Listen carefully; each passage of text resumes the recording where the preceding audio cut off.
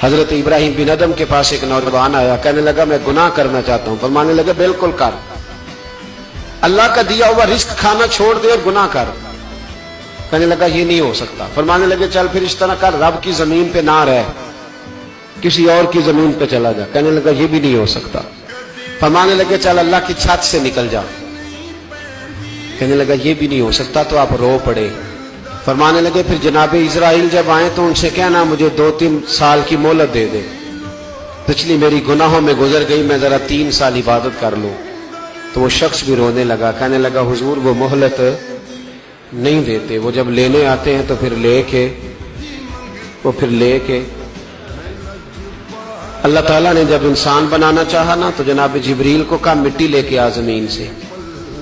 حضرت جبریل نے مٹی پہ ہاتھ ڈالا تو باقی کی مٹی رونے لگ گئی، اسے جدا نہ کر۔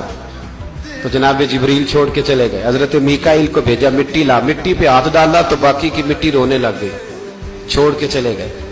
جناب اسرائیل کو بھیجا، مٹی پہ ہاتھ ڈالا تو باقی کی رونے لگ گئی، چھوڑ کے نہ جاؤ۔